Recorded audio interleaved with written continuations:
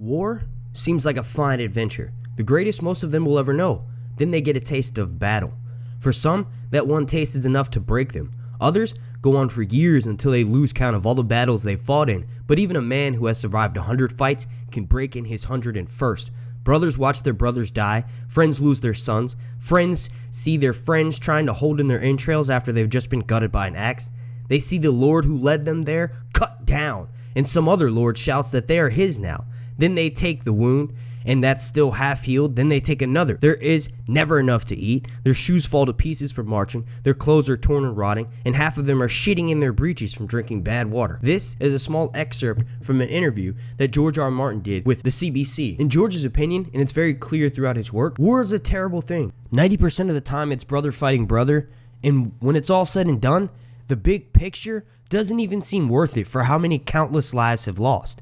Now this same thing can be translated into Game of Thrones Season 8. For this video, I will be discussing a pseudo leak that was sent to me for someone who acted as sort of a consultant on Game of Thrones Season 8. They spoke with several actors and sort of had to get them mentally prepared for what it would be like after this long battle. Let's begin. Now before we get started, please slap a like on this video as the like goal is going to be 469. Also, make sure you're subscribed and then make sure your notifications turned on so that way you get alerted every single time I drop a Game of Thrones video throughout this long night. Now back in Nam, George R. R. Martin was actually right at the age to be, sort of drafted off to war. But before that could happen, he quickly petitioned to become a conscientious objector and to basically protest the war in the sense that he shouldn't have to go because he does not agree with the policies and the reasonings for the US entering the Vietnam War. War, in my opinion, is one of those few things that is non-partisan. Like, it does not matter which side of the political spectrum you see yourself on, war is terrible. War is harmful to every single person involved, and you never really get the original goals that you set out to do. Now, of course, there have been several successful armies and several successful campaigns throughout history, but if you look at it from the opposing side, well, then they were doing nothing but destroying their friends and family and taking their homes and their livelihood. This is exactly what Daenerys Targaryen has been doing to the citizens of Westeros. Now, if you want to set aside birthright, if you want to set aside the fact that her family was brutally taken out of power and that she's just sort of doing what she was born to do, if you take all that aside, it sort of looks as though Daenerys is almost a terrorist. She's coming into what she claims is her homeland, but she hasn't lived there her whole life. She's not necessarily in touch with the political parties that are currently in power, and she hasn't really been, there for the most of what's been happening over these past 6 seasons. And for those of you who watch my videos, you know I'm a massive Daenerys fan, so this took a good little while to step back and sort of look at this. Tyrion is the perfect example of what a person in Westeros who has no affiliation with Daenerys and doesn't know who she is, what they would be experiencing when walking through this battlefield. You remember right after the battle's over, right before Daenerys burns the Tarleys, Tyrion can be seen walking the fields in utter shock and horror. He sees men who fought for his house dead and there on the ground. Now, it's easy to get caught up in the fact that Daenerys is wreaking vengeance. We've been building up for this for 6 seasons, and the show kind of glorifies war in a sense. But if you're wrapped up in that whole idea that Daenerys deserves this, I'm a massive fan of her, whatever she has to do to get to the top, it's a TV show, it's make-believe. I can have my, feelings about her killing innocent people. I can have that detached from reality. But that's not the case. When you look at it from the other side, what George and what Dan and Dave are trying to portray to us on screen, no matter how much you love a character, or no matter how much you feel yourself in allegiance to one side, war is terrible. Even though you may think you're doing the right thing, from another's opinion and from another side and point of view of how they see things, to them, that's not the case. You are the enemy and you are coming to destroy them and take their lands. Now, there are a massive amount of spoilers that have leaked for Game of Thrones Season 8. One of the biggest ones and one of the most logical ones is Tyrion's betrayal. Now, several of us YouTubers have predicted that Tyrion would betray Daenerys. Before I had spoken with this leaker, I honestly didn't really know what would cause it to do that. Now, obviously, you can go to the very last episode of Season 7, you can look at that situation, and you can kind of think that it's going to have to do with something with Daenerys and Tyrion. Maybe Tyrion, Jon, and Daenerys have sort of a love triangle. Tyrion lets his emotions get the better of him, and then he does something that causes him to end up betraying Daenerys, which ultimately gets him executed in the Dragon Pit. Now, that could, of course, be one way that this goes down. We all have to remember, one of the biggest themes of this show, or one of the biggest draws into it, is that it turns someone who you think you hate into a hero. It turns someone who you think you love into a villain. So who's to say that same thing is not going to happen with Daenerys? Now, when thinking in terms of the endgame for Game of Thrones, we have to take everything that I just took into consideration. And I'm going to jump into the spoilers here in a second, but for the most part, I want to open up your mind about the idea of how this ending is most likely going to go down. There's a quote from the great Harvey Dent, Harvey Two-Face rather, from the Dark Knight series in the early 2000s based on Batman. He says, you either die a hero or you live long enough to watch yourself become the villain.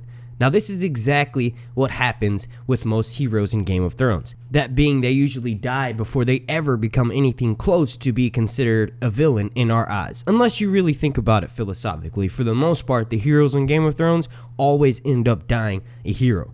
One of these heroes, or two of these heroes rather, that have lived the longest are Jon and Daenerys. Now, Jon Snow has actually died, and when he came back, he did something that arguably he would have never done had he not have just been killed. Most people like to think that Jon didn't change at all when he died and came back, but he did somewhat. He would have never hung Ollie the way he did, and regardless of how much we hate that kid, remember, he was molded into who he was by Westerosi society. The wildlings came down and killed his family.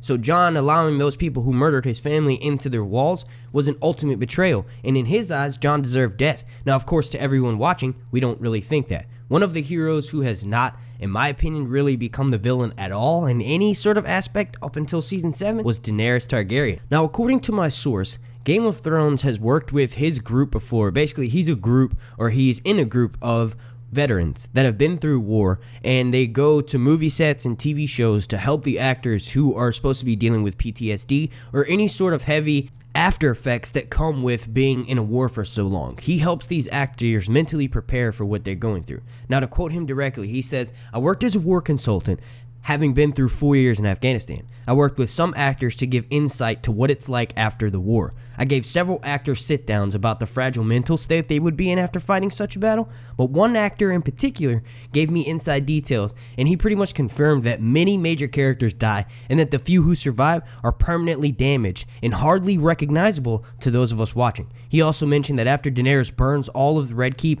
it ignites the wildfire and causes half the city to perish. Tyrion's reaction to this is most likely what causes him to betray Daenerys." Now, obviously, these leakers or these fleekers are supposed to be taken with a grain of salt. Regardless that guy's backstory, it might be a load of bullshit, but for the most part, the information he gave is somewhat true. When you fit it together in this massive picture that is Game of Thrones, it makes the most sense. And the only reason why Tyrion to betray Daenerys is if Tyrion cannot recognize who Daenerys is. Remember, he followed her back in Season 5, and she's slowly been turning into this different character. So if Tyrion does not recognize her, I could totally see him doing something that would jeopardize her and Jon's position. Just for some sort of supporting evidence to why I wanted to make this video is that recently we've had a picture of an above aerial shot of the King's Landing set of what it looks like after they finish filming. Now, as you can clearly see, there is a massive tunnel almost of dragon flame that has been hollowed out from this Red Keep. You can clearly see that at the entrance, it has been burned to a crisp, and then following through it, it looks as though someone flew above head on Dragonback and just burned everything. Now, we do know, according to Cersei Lannister, the Mad King, and every single person that watches this TV show, there are caches of wildfire throughout the city. So Daenerys going in a fit of rage, sort of acting against who she was as a character, which has been this giant character arc for every single person in this series, then I can sort of see it going down that way. Then most recently, you have the interview with Peter Dinklage in Esquire magazine, and in that interview, he pretty much says that, his ending is beautiful. Whether it ends in death or whatever, it's going to be beautiful. Now, usually, you don't really, refer to something as beautiful or just in the context that he does unless he ends up dying. So before I get out of here, I'm going to share a theory with you guys about the endgame that was given to me by one of my patrons, but real quick, let me know your thoughts down below on the spoilers that according to my leak, the reason why Tyrion decides to betray Daenerys is because Daenerys destroys half of King's Landing. And also he mentions that most of the major characters will die and the few that survive are going to be hardly recognizable for those of us watching on screen.